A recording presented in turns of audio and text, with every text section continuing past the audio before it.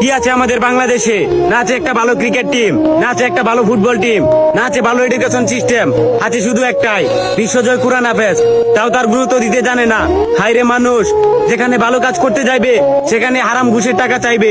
দিনরাত পরিশ্রম করে একটা মেধাবী স্টুডেন্ট তার মা বাবার মাথার ঘাম পায়ে ফেলার টাকা দিয়ে শিক্ষা অর্জন করে সিভি নিয়ে প্রত্যেকটা অফিসের পিছনে পিছনে ঘুরে, অথচ মোটা অঙ্কের টাকা না গুনতে পারলে চাকরি পাওয়া যায় না।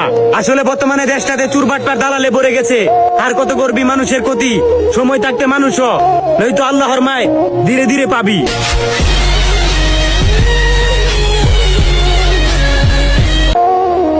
বাঁশের চেয়ে কঞ্চি বড়, ধানের চেয়ে বড় খই, নেতার চেয়ে চামচা বড়, তাহলে মানুষ বিচার পাবে কই?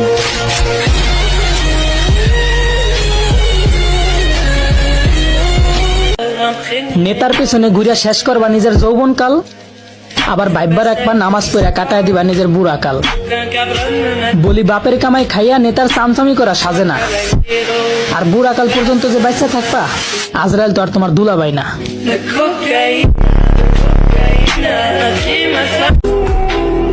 আস্তাগফিরুল্লাহ, আপনি ভাবতেও পারবেন না এই ভিডিওটা শেয়ার করে দিলে এই আস্তাগফিরুল্লাহ যদি একবার আপনার শেয়ারের কারণে যদি একবার কেউ পড়ে, তাহলে আপনার জন্য তওবা হয়ে যাবে।